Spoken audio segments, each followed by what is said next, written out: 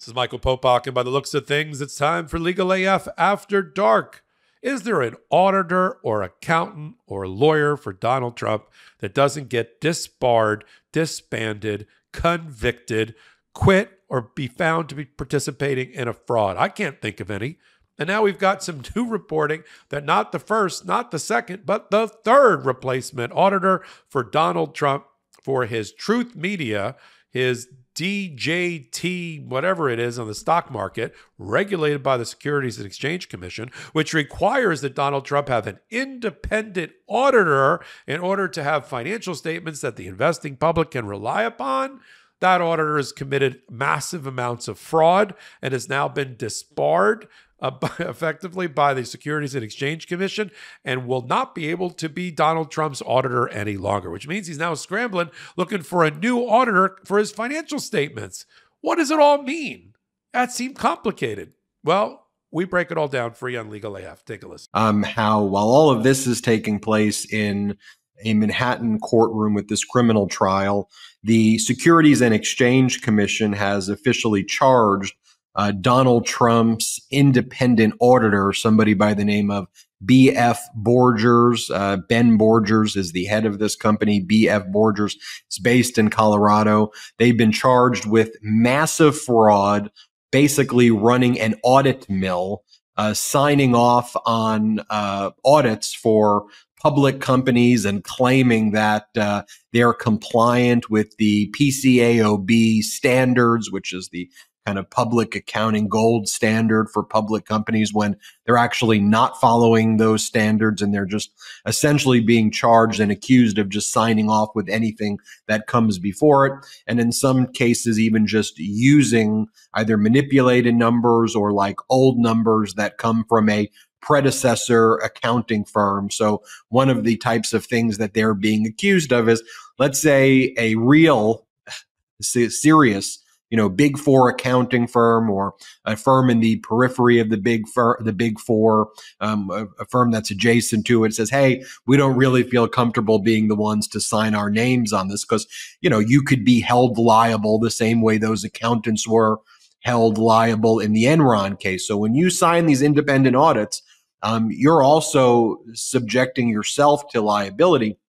So if a company or an independent auditor said, we don't want to be a part of this, and they have their last work, one of the things that B.F. Borgers is basically being accused of is just not even doing their own work, just like taking the spreadsheets that they got and just signing off on it without really doing any significant diligence. We previously reported here, both based on our independent reporting as well as from the reporting by the Financial Times a few weeks back, that this B.F. Borgers had got a 100% delinquency rate. Like, it failed 21 of 21 audits by the PCAOB when 21 files were audited, 100% defective. I mean, that's like pretty impressively defective, that every single file had an issue. There were local issues. There were bans of B.F. Borgers in Canada, and Trump's prior accounting firms quit, and they didn't feel comfortable working for Trump Media. And remember, Popok, what I think needs to be talked about here is the critical time that this B.F. Borgers stepped in for Trump Media, and who's Trump Media going to use now that it doesn't even have the audit mill people to sign off on it. And then it raises the broader issue of, this is who Trump surrounds himself with, people like Borgers and B.F. Borgers versus like real accounting firms, that you would normally expect to see in situations like this. It was one of the first things I looked at when this merger was announced back in, I think it was late March. I was like, who's the auditor? B.F. Borgers. I'm like, who the heck is B.F. Borgers? I looked at their office. I saw this office that looked like a rest stop bathroom. And I saw Ben Borgers, and I'm like, this doesn't seem, I don't know much about Borgers. I've never heard of this guy before, but this doesn't seem legit to me. And I raised the red flag right away. look at this guy, look at this guy, look at this. It was the first thing I said. And if you all watch, you remember I said that. I looked at The Office. I was like, what publicly traded, supported billion-dollar company is being audited by something like this? It's not to say he may have been a good auditor. I don't know. It just raised a ton of red flags and made me like instantly suspicious. But the SEC charged him. He's agreed to like a $14 million settlement and a suspension from ever appearing before the SEC again. But I think that that's just it's a data point, Popok, of like, really, really. And like, it's not a witch hunt. It's not a this. It's just really messed up people who this guy surrounds himself with. And I just want competence. I just want normal people. I want skilled people. I want professionals. And that's what we talk about here a lot. Professionals, normalcy. The MAGA may want diapers over Dems, or whatever it's called right now, to try to turn back the reporting about his gastrointestinal problems during trial. But we want, as you said, we want and demand competency. And the Borgers thing is just a long line and a series of professionals putting too kind of spin on it. People that you're supposed to hire as independents in order to protect the investing community, as a requirement of you to have a corporate license to operate in a certain state. And so is anybody shocked on our side that Donald Trump, having been fired by his company, being fired by his longtime outside auditors, Mazars, who eventually became witness for the prosecution or witness for the attorney general in the civil fraud case, not only quit him after 10 years, but issued a statement that we reported on 2 years ago that became critical to the case against Donald Trump for civil fraud, which a judge has already found him to have committed with his family civil fraud in a crime spree that lasted over 10 years in his companies. Anybody surprised that when they quit, they also said, and by the way, everything that we've told the outside world and counterparties about reliability of our financial statements that we certified is false. You can't rely on them because we can't rely on the client, which is Donald Trump. So that's Mazars. Then when Donald Trump decided to use this SPAC to go public, the special purpose acquisition company to go public, he, as you said, Ben, he had another auditor that was a decent auditor in all this, Witham, Smith, and Brown, which people in that sort of SPAC world knew. But after several months, Witham, Smith, and Brown said, you're fired, to paraphrase The Apprentice. We don't want to be a part of Trump world, even before they went, quote unquote, public. And then Donald Trump had a scramble. And who does he find?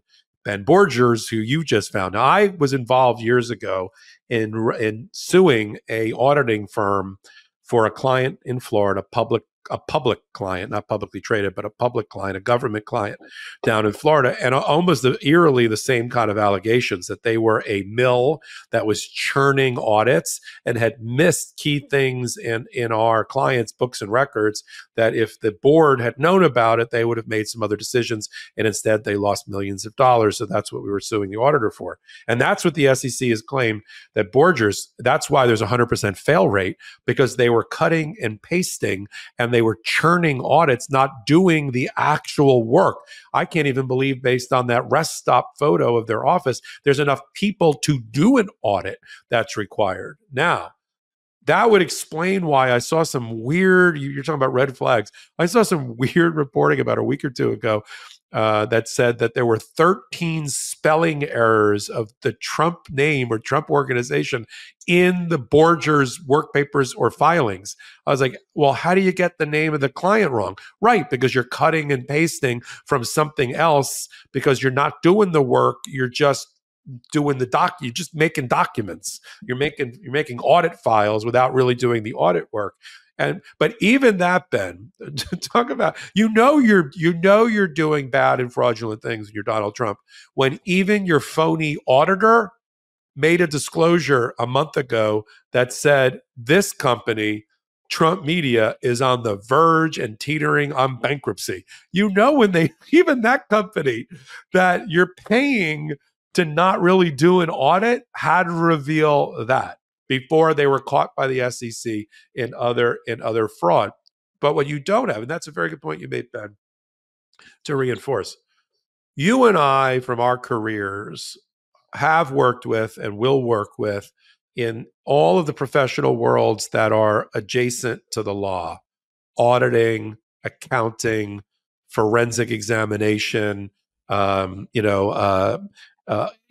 other things like other outside lawyers. When I was an inside lawyer, hiring outside lawyers, we worked with people that were either top 5 in their practice areas or top 5 firms as recognized by every credible list, or on the American Lawyer, which ranks the top 200 or 500 law firms, somewhere in the top 10, 20, or 30 of those lists. And then, or in Best Lawyers or Chambers, all these other rating and review agencies that are out there that exist. And those are the people that we work with. I could never, as the deputy general counsel and head of litigation globally for a Wall Street firm, financial services firm, I could never bring in a Borgers to be the auditor. My boss and the owner of the company would say, "I'm sorry, excuse me, who? What is this?" Because you need to be able to look a board, a public, a regulator in the eye with a straight face and say, these are the people that are protecting the people's money, that are protecting and making sure that the playing field is level and that they're independent. And especially when you have regulators. And you and I talked about this. Yep. Even though it's making potentially Donald Trump billions of dollars on paper, him going public and being subject to the Securities and Exchange Commission, especially one where he doesn't get to appoint the head of it because he gets elected again, may be his worst nightmare and lead to his financial ruin. Because the Securities and Exchange Commission, led by proper people like we have right now under Gary Gensler and others, led by Joe Biden, they don't play. And they will bring down Donald Trump and this organization, even though they let them go public after there was an earlier fraud scandal and it delayed them for a year. But this is the only way Donald Trump can get the massive amounts of money that he wants. Private investment was not going to do it. He was not going to get professional investors, even if he went to Dubai or Saudi Arabia, to give him the billions of dollars that he can get from a gullible public that is pumping up this stock for him because they believe in, diapers over Democrats. So he had to go, but that is a dangerous and treacherous route for him because of the Department of Justice Civil Division and the Securities and Exchange Commission. And I think so you like talking about red flags, I agree. This is maybe the first shoe to drop, is this fraudulent auditor. The crosshairs are on there. And I'll just speak to you from one last thing about my career in representing financial services companies. When the SEC or another federal regulator gets it in their head that a company that they are regulating or auditing is a bad company culturally, they are on them. The crosshairs almost never come off, and they will bring that company eventually down.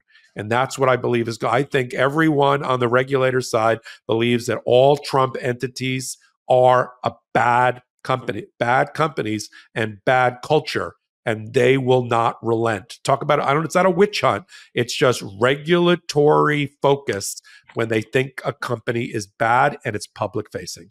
Welcome back. Ben Meiselas and me on Saturdays for the Legal AF podcast, on Wednesdays with me and Karen Friedman-Ignifilo, lawyers talking about things at the intersection of law and politics that they know what they're talking about. How refreshing. If you like what we do on Legal AF and you already know about us, thank you for watching the clip. Maybe you missed our recent episode. Take the clip. Be our marketing department. We need one. Send it off to friends and family, people in your life, and say, that show, Legal AF, I like a lot on the MeidasTouch network. Take a listen. Maybe they'll join us. They'll make that 10-minute investment and join our longer show. If you like that kind of hard-hitting analysis of the intersection of law and politics, we do a show Wednesdays and Saturdays at 8 p.m. Eastern Time called Legal AF. We curate the top 5 stories or so at the intersection of law and politics and bring it to you right here. And then if you don't know what I'm talking about, that was Legal AF. And I'm Michael Popok, and I invite you to be part of our audience going forward. So until my next hot take, until my next Legal AF, this is Michael Popok reporting. Heary, heary, Legal AF Law Breakdown is now in session. Go beyond the headlines and get a deep dive into the important legal concepts you need to know and we discuss every day on Legal AF. Exclusive content you won't find anywhere else, all for the price of a couple of cups of coffee. Join us at patreon.com/legalaf. That's patreon.com/legalaf.